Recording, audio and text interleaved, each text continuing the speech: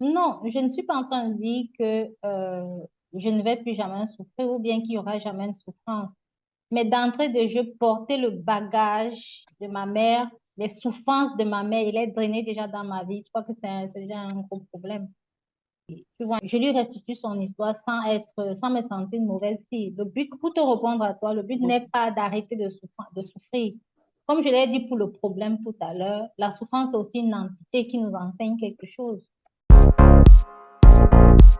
Oui, Et aussi, qu'est-ce que tu conseillerais, quoi, pour des personnes qui ont bien déjà identifié leur schéma de répétition?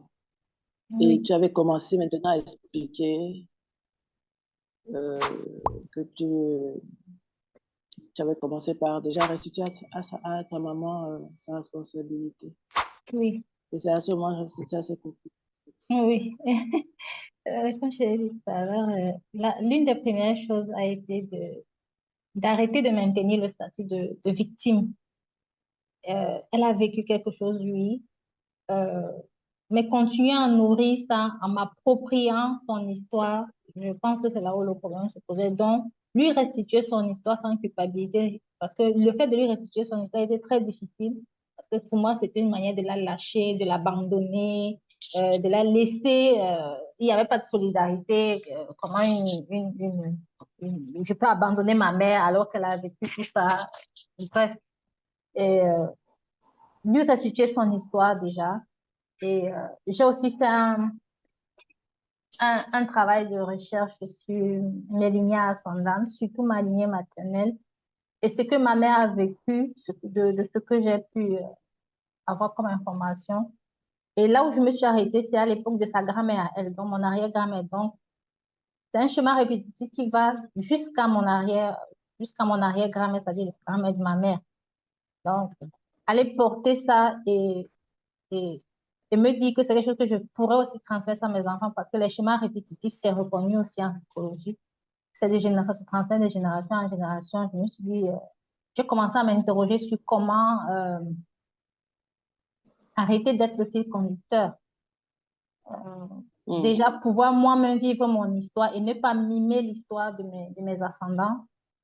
Et comment sauver ma fille, en fait, quelque part aussi, et les lignées prochaines. Donc, j'ai commencé à m'interroger sur ces choses-là. Et pour l'instant, la chose que j'ai faite, c'est restituer à ma mère son histoire, et Mhm. sans culpabilité. Et Mhm. aussi, aller regarder que mon père, je l'aime beaucoup, ça, je tiens à le dire. Je crois que j'aime beaucoup dire ça. Et, et aller aussi regarder ce que mon père a vécu. Il Mhm. n'est pas né avec ces comportements-là, avec ce qu'il a fait. Et je pense que presque toutes mes figures masculines avaient le même comportement. Et je me rappelle, j'ai vécu dans certaines maisons. Moi, je disais souvent à mes tantes par alliance, moi, à 12 ans, j'ai dit à une tante, moi, mon mari fait ça, moi, je pas. Donc, presque toutes mes figures paternelles avaient, étaient dans cette dynamique-là. Et ce qui m'a aidé à restituer à ma Dynamique de la domination, c'est ça? dynamique de la domination, oui, de la frustration de Mhm. la femme, Mhm. euh, du Mhm. bâillonnement de la femme et tout. Donc, Mhm. je lui ai restitué son histoire et c'est ce qu'elle avait appris. On lui avait appris qu'une femme supporte tout, euh, Mhm. envers et contre tout. Et elle a fait son devoir. Elle aurait pu faire autrement, mais c'est pas à moi Mhm. d'en juger. C'est pas à moi de porter Mhm. cette réparation. Je Mhm. refuse de réparer pour elle. Je peux réparer pour moi. Et j'espère qu'en réparant Mhm. pour moi, ça va l'aider elle. Mais Mhm. je ne peux pas continuer à vouloir arranger son histoire et ne pas vivre la mienne. Mhm. Moi, j'ai une question. Euh, la question est celle-ci. En s'entendre parler, on pourrait dire que être prêt pour le mariage, c'est être prêt à ne pas accepter de souffrir. Est-ce que ça veut donc dire que quand on sera prêt pour le mariage, c'est qu'on a accepté que on ne va plus, le mariage qu'on ira, il n'y aura aucune souffrance? La C'est question, ça c'est en à fait. qui? À moi. À tout Je le crois que c'est à monde, tout toi le qui monde, poses la question. à tout le monde. Non, non, je ne suis pas en train de dire que je ne vais plus jamais souffrir ou bien qu'il y aura jamais de souffrance. Mais d'entrée de jeu, porter le bagage de ma mère, les souffrances de ma mère, il est drainé déjà dans ma vie. Je crois que c'est déjà un gros problème. Tu vois un peu. Je souhaiterais vivre ma propre histoire, en fait, en parallèle, peut-être avec ma mère, mais à côté de celle de ma mère, mais pas être dans le sillage de ma mère, de porter de porter ses vêtements, d'être dans le rôle de celle qui va aller sauver ma mère. C'est pas ma responsabilité. Pas ma responsabilité de la sauver. Je peux juste arrêter avec ce que moi j'apprends, aller vers elle et on en discute beaucoup. Il y a des choses sur lesquelles elle bloque encore, mais dans son comportement, je vois qu'il y a aussi des choses qui sont en train d'évoluer. Hmm. Et je lui restitue son histoire sans me sentir une mauvaise fille. Le but, pour te répondre à toi, le but n'est pas d'arrêter de souffrir. Comme je l'ai dit pour le problème tout à l'heure, la souffrance est aussi une entité qui nous enseigne quelque chose. Quand elle arrive, tu penses que Hmm. tu peux empêcher la souffrance de venir, mais quand tu dois passer par une souffrance qui est la tienne, elle te grandit, elle ne t'écrase pas. Elle te, Hmm. elle ne, comment je peux dire, elle ne te détruit pas. Tu vois un Hmm. peu, elle ne te détruit pas. C'est ton processus. C'est un peu comme si on était en train de forger un outil. C'est ta souffrance, Hmm. c'est ton processus. Mais de là, on allait encore ajouter celle de vécu de mes parents, non. Donc, quand la souffrance arrive et qu'elle est celle qui t'est dédiée, oui. Mais, mais non, arrêtez de porter celle de ma mère et de toutes les femmes qui ont vécu avant elle. J'essaie de leur Hmm. restituer ça tout en étant disponible pour qu'on répare ensemble. Hmm. Que moi, j'aurais voulu rebondir sur la question de L'Oréal. Et parce que quand tu dis, c'est-à-dire on doit se rassurer de ne plus souffrir avant de pouvoir s'engager dans le couple, enfin, dans le mariage, je veux dire. Euh, Comment est-ce que pour toi c'est... Parce que Frida n'a pas parlé de souffrance en soi, elle a parlé de la souffrance liée à la domination. Donc, est-ce que pour toi, L'Oréal, c'est une relation de domination à dominer, de dominant à dominer la relation de couple? Et de sorte que si on enlève euh, cette composante-là, la souffrance disparaît. Parce que j'ai du mal à comprendre le lien Le que tu lien. fais, un peu comme si c'était la seule source de souffrance possible. Tu vois ce que je veux dire? Je Est-ce comprends bien. que, est-ce que la domination est un phénomène dont on ne peut pas se passer dans le couple? Voilà, est-ce que c'est obligatoire? Et de là naît alors la souffrance. Est-ce que c'est ça ta vision? Non, pas. Bon, oui, non. En fait, c'est le. Voilà. Je m'explique. Euh, je prends un exemple palpable d'une de mes relations passées, très passées, déjà très lointaines même, où à un certain moment, moi, je suis quelqu'un d'assez calme et la fille, elle était un peu. euh, Elle avait beaucoup de caractère. Et elle m'avait tellement poussé à bout, moi, je ne réagissais jamais. Mais elle m'a posé une question. Elle m'a dit un jour, elle m'a dit ce jour, un jour, pendant qu'elle essayait de me pousser à bout, que je suis quel genre d'homme. Chaque fois qu'elle fait quelque chose, je réagis jamais. À cette posture-là, est-ce que c'est elle la dominante et c'est moi le dominé? Peut-être. Ou même aussi les personnes très calmes sont aussi les personnes qui dominent. Tout ce que je veux dire par là, c'est pour faire la corrélation avec ce que Frida disait, c'est que il y avait bien sûr la souffrance de sa maman, par exemple. Mais si je veux généraliser chez les femmes, même pas chez les femmes, chez les personnes, chacun sait ce dont il a besoin. Il y a d'autres peut-être, que ce soit les hommes, que ce soit les femmes qui adorent être dominés, bon, pas adorent, qui aiment être dominés. Il y a des personnes qui n'aiment pas être dominées. Et est-ce que le fait de se sentir dominé veut dire nécessairement qu'on souffre de façon profonde dans sa chair? Je ne sais pas, mais je ne pense pas aussi. Donc, la relation dominé-dominant, je ne dis pas que c'est une bonne chose, je ne dis pas que c'est une mauvaise chose. Pour moi, de mon avis à moi-même, il ne devrait même pas y avoir cette relation de dominant-dominé. Mais la vie est faite de telle sorte que il pourrait toujours y avoir une personne qui domine le plusieurs coups, que ce soit la femme, que ce soit même l'homme. Généralement, c'est la plupart du temps les hommes. Mais est-ce que ça veut dire que le fait qu'il y a quelqu'un qui, qui domine la relation, ça veut dire qu'on souffre forcément? Peut-être pas nécessairement aussi. Est-ce que c'est obligatoire? Est-ce que toi, tu penses qu'on ne peut pas vivre un couple sans domination, sans cette Oui, bien relation de sûr, pouvoir? c'est ce que je viens de Ça dire. existe pour toi, ça pourrait exister. Bien sûr, ça pourrait Hmm, exister. hmm. Je l'ai pas encore Donc, vu, mais est-ce que j'ai déjà ah, vu? j'adore, j'adore. On Est-ce que j'ai commence à déjà venir au concret. réfléchi?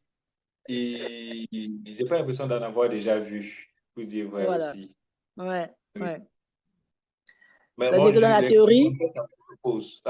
Les contraires s'attirent, donc peut-être il faut toujours cette relation-là aussi. Qui sait? ah, d'accord, tu n'as pas encore vu, peut-être même que c'est nécessaire, mais en théorie, ça pourrait être possible. Moi, c'est ce que Oui. j'entends. Hmm. Mhm. Et puis aussi, il y a le côté où il y a des personnes qui aiment être dominées. Oui. Moi, j'y crois pas. J'y crois pas. Je crois que ce sont des personnes qui ont eu des schémas, qui ont eu une certaine histoire, d'accord, et qui sont résignées. Et pour la plupart, certains hommes se sont même coupés de leurs émotions. Et parfois, ils n'en sont même pas conscients. Euh, ouais, enfin, moi, c'est mon point de vue hein, par rapport à ce que tu viens de dire. Mais ton Maintenant, avis j'avais maintenant une question. quoi pour le mariage même, c'est quoi? Je vais dire ça. J'ai fini avec. J'avais une question pour Frida. Après, je vais vous dire et ma situation matrimoniale et ce que j'en pense. Ici, on ne cache rien. On est dans la transparence. Et donc, du coup, Frida, moi, je voulais te demander est-ce que tu dis ça quand même comme si c'était facile, hein? Moi, j'ai restitué à ma mère sa responsabilité. J'ai pas envie d'aller dans ma future relation et même au mariage avec ça et tout. Et en même temps, j'aime mon père. Pourtant, il y avait de la colère. Enfin, c'est quoi ton secret? Comment tu arrives à faire tout ça? Un secret. Bah, disons que c'est toutes ces choses que j'apprends, c'est aussi parce que je me suis fait aider, je me suis fait Hmm, accompagner à un spécialiste.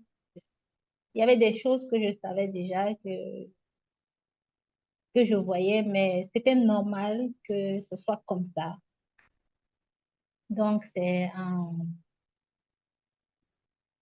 comment je peux dire, essayant de traiter ces blessures du passé là que on a commencé vraiment à aller décrasser tout, et ça a touché plusieurs plans de ma vie, donc ma vie.